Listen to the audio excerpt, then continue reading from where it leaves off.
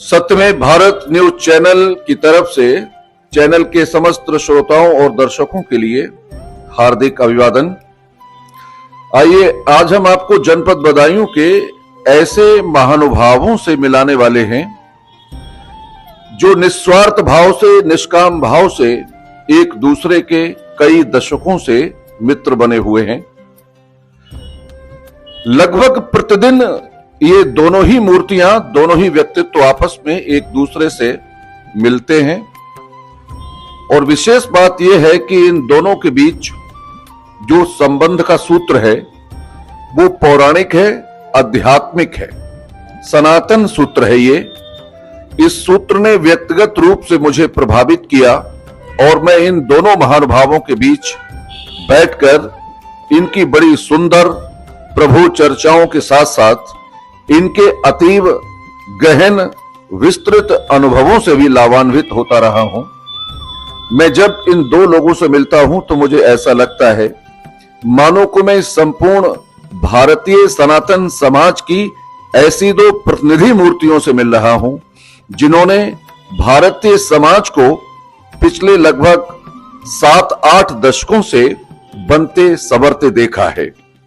जनपद बदायूं जिनके सामने अपने पैरों पर खड़ा हुआ, ये बदायूं शहर उनके सामने बना, सजा और समरा और आज जिस स्थिति में ये समाज बदायूं का है, बाहरी और आंतरिक स्तर पर, आध्यात्मिक, सामाजिक और आर्थिक स्तर पर, उस सब के ये साक्षी रहे हैं। मैं आपका परिचय कराता हूं दोनों विभूतियों से। एक है डॉक्टर चुन्नीलाल वार्ष्णेय जो लगभग 8 दशकों से लगातार इस बदायूं को देख रहे हैं, समझ रहे हैं, इसकी विरासत के साक्षी हैं, इसके विकास यात्रा के सतत सहगामी रहे हैं। बात करते हैं डॉक्टर चुन्नीलाल वार्ष्णेय से जो आवास विकास जनपद बदायूं हेडक्वार्टर पर प्रोफेशन आपका मेडिकल प्रोफेशन है, तो ये अपनी प्रैक्टिस कर रहे हैं। बदायूं शहर को उन्होंने खड़े होते हुए, सजते और संवरते हुए देखा है। ये अनुभवशील महानुभाव हैं। चैनल की ये मुहिम है, सत्यमेव भारत न्यूज नेटवर्क की ये मुहिम है कि ऐसे महानुभावों के पास जाएं और जाकर उनके अनुभवों को संकलित करें ताकि हमारी संस्कृति, सनातन मूल्यों के लिए अग्रसारित करने में, आगे पीढ़ियों को हस्तांतरित करने में सहायता मिल सके। आइए डॉक्टर चुन्नीलाल वार्ष्णेय जी से बात करते हैं। डॉक्टर साहब नमस्कार। नमस्कार साहब, कैसे हैं आप? बहुत बढ़िया है साहब, बुजुर्गों का आशीर्वाद है। अच्छा, ये बदायूं शहर को आपने अपने पैरों पे खड़े होते हुए देखा है। 70-80 वर्ष का आपका यहाँ पर कार्य क्षेत्र रहा है। बदायूं आवास विकास में जब आप आकर यहाँ रहे थे तो तब के समाज में और अब के समाज में क्या अंतर है, बताएं संक्षेप में। बिल्कुल बहुत अंतर है और उल्टा अंतर समझ लीजिए आप। उल्टा अंतर? हाँ, पर व्यवहार में भी, रहन सहन में भी, हर बात में वो पहली प्रकृति और प्रवृत्ति नहीं है।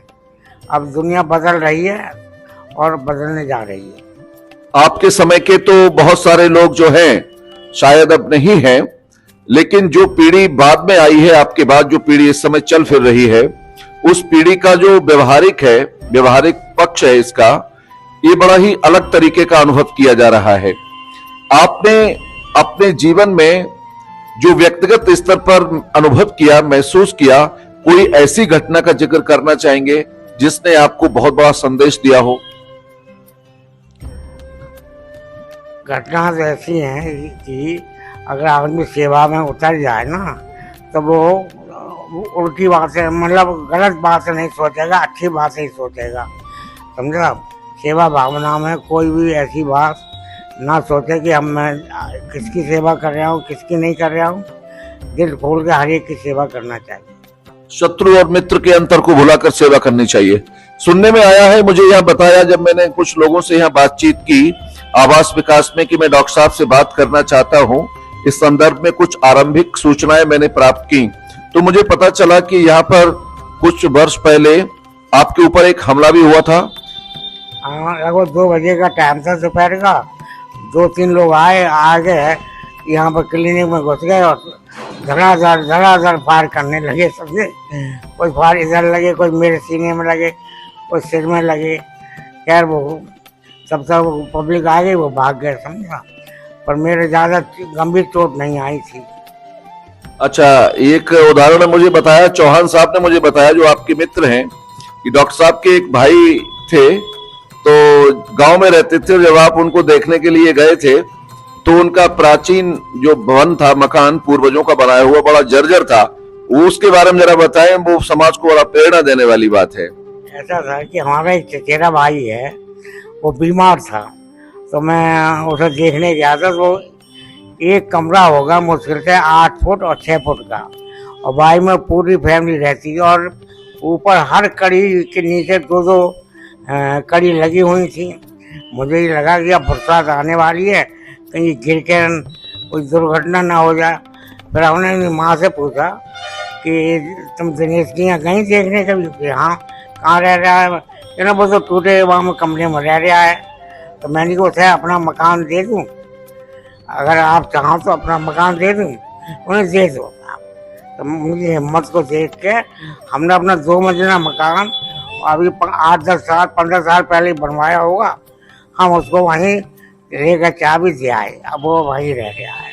अच्छा। हालांकि परिवार में, गांव में ये ताजुब हुआ कि सगा भाई को नहीं कर रहा है, और ये आदमी चचेरे भाई को दे रहा है।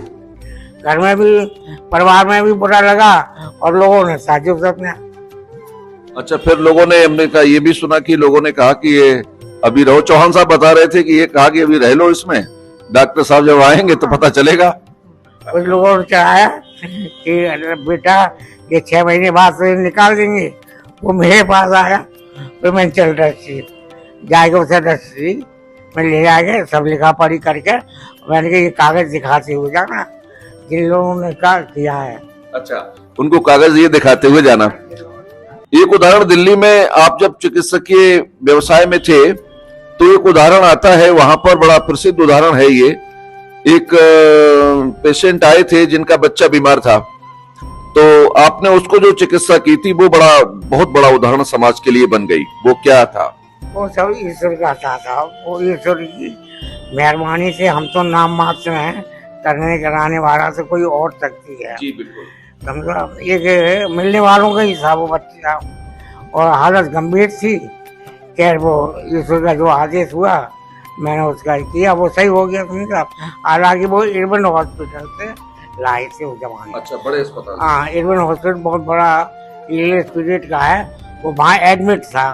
पर उनके रिश्तेदार हमारे मित्र से, उन्होंने उसे चढ़ा दिए, वहाँ से ले आए, इसे दिखा दो। जब हमें लाया, हमें ताजुब हुआ, यार जब इरबन में इतने अच्छे डॉक्टर हैं तुम यहाँ लाए हो। यार भगवान ने नाम से किया इलाज, वो सही हो गया। ये डॉक्टर साहब के अपने व्यक्तिगत अनुभव थे। भगवान की कोई ऐसी अनुकंपा, कृपा जिसको आपने व्यक्तिगत जीवन में अनुभव किया हो और आपको लगा हो कि ये तो भगवान ने साक्षात मेरे ऊपर कृपा कर दी, द्रवित हो गए भगवान आपकी प्रार्थना पर, आपका जीवन आस्था से भरा रहा है। कोई ऐसा उदाहरण देना चाहेंगे जो आपके ऊपर कुछ ऐसी घटना घटी हो, बीती हो आप पर कोई ऐसी बात? घटना तो बहुत बीती है साहब, अगर हम सुनाएंगे तो बहुत आप ताजुब करेंगे। ऐसा था कि हमारे पिताजी, हम दिल्ली में प्रैक्टिस करते थे, तो हमारे पिताजी दिल्ली पहुंच जाते थे और 10-5 दिन रहे, और वो सुबह उठते कहते थे हाँ अब हम घर जा रहे हैं। अच्छा। हमने उनका कहा शाम को बता दिया करो, हम कल जाएंगे। खैर कुछ ना, हमने उन्हें रिक्शा में बैठा, तांगे चलते थे दिल्ली में हमारी दुकान, हमने इसमें बैठ के जाओ जंक्शन पर मैं आ रहा हूँ। मैं साइकिल पर 2 थैला लेके आज़ाद मार्केट से फलों से भर के बच्चों के लिए ले जाएंगे, साइकिल से जा रहा था। और जैसे स्टेशन के सामने पुलिस वाले ने जो हाथ दिया, तो हमने ब्रेक लगाया, पीछे से वो बस आई, वो हमारी वो समझा, और साइकिल नीचे, हम ऊपर, और बीच में। अब वहाँ पब्लिक भाग गई, इकट्ठी हो गई।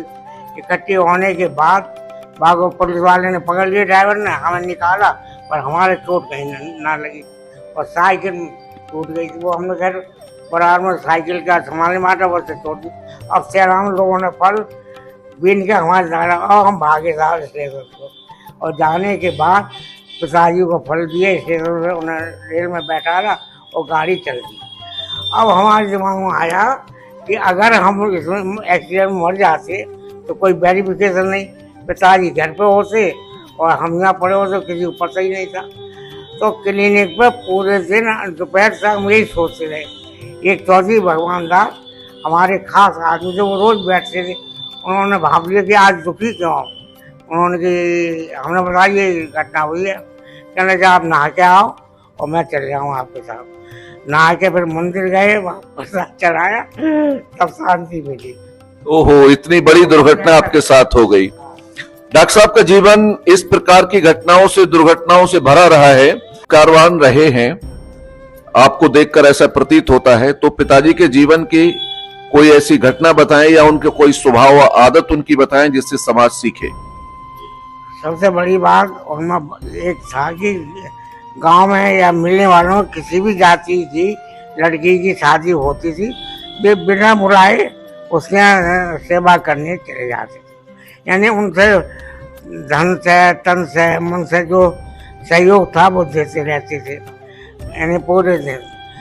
उसके बाद हमने भी सोचा कि क्या करते हैं, पर हमने सोचा अच्छा ये सेवा भावना में लगे पड़े हैं। तो उनका यही सबसे बड़ा था कि किसी भी समाज के, किसी भी व्यक्ति को, किसी जाति के आदमी को कोई भी जरूरत होती थी, उसको पूरा करने के लिए वे स्वयं ही आगे बढ़ जाते। बहुत बड़ा उदाहरण पेश किया उन्होंने, जिससे कि आपका जीवन पुष्पित पल्लवित हुआ और आप भी उसी रास्ते पे आगे बढ़े, समाज से आपको सम्मान मिला। आप एक मेडिकल प्रोफेशन में हैं, तब के मेडिकल प्रोफेशन में और आज के मेडिकल प्रोफेशन में क्या अंतर देख रहे हैं? पहले सेवा भावना था और आज व्यापार हो गया। और कहा है विशुद्ध व्यापार हो रहा है। व्यापार हो, इसका अंजाम बहुत बुरा होगा। इन डॉक्टरों को भुगतना पड़ेगा, ये इसको व्यापार न बनाए, इस लाइन को, इस चिकित्सा पद्धति को दाग न लगाएं। सेवा भावना में इन्हें लौटना पड़ेगा, नहीं तो ये इनका अच्छा नहीं होगा, परिणाम अच्छा नहीं होगा। सेवा के लिए आपने व्यवसाय बना दिया है, ऐसा चिकित्सकों के साथ में ये हम देख भी रहे हैं, ऐसा हो रहा है। वर्तमान की जो पीढ़ी है और आपके समय की पीढ़ी है, ये किस तरफ जा रही है? आपकी पीढ़ी संस्कारों से युक्त थी, लेकिन आज की पीढ़ी में क्या परिवर्तन आप देख रहे हैं, क्या संदेश देना चाहेंगे? ये उल्टा हो रहा था। हमारे बचपन के काल का अब इस बुढ़ापे के काल का उलट हो रहा है। हाँ, यानी पहले परिवार का कोई भी हमारा बुजुर्ग या हमसे बड़ा जो हमसे कहता था वो हम करते थे, पर आज बाप का कहना बेटा नहीं मानता है। ये परिवर्तन है। तो ये डॉक्टर चुन्नीलाल वार्ष्णेय जी चैनल से बात कर रहे थे। चैनल का उद्देश्य सफल हो। भगवान के प्रति असीम आस्था के कारण डॉक्टर साहब आज भी शतायु होने की तरफ बढ़ रहे हैं। समाज के लिए इतना बड़ा संदेश है कि यदि आप परोपकार होकर के जीवन जिए, परोपकार से ओतप्रोत जीवन अगर आप जिएंगे, तो निसंदेह आपके लिए बहुत कुछ सीख मिल सकती है। चैनल का उद्देश्य है, ये हमारा जो सत्यमेव भारत न्यूज चैनल है, ऐसे ही समाज के महानुभावों से मिलकर अपने आप को, हमारे समाज और संस्कृति को समुन्नत करने की जो पहल हमने शुरू की है, हमें आशा है कि आपने वीडियो पसंद किया होगा। चैनल को सब्सक्राइब कीजिए ताकि आगे भी वीडियो आपके पास आते रहें। आप सभी का धन्यवाद।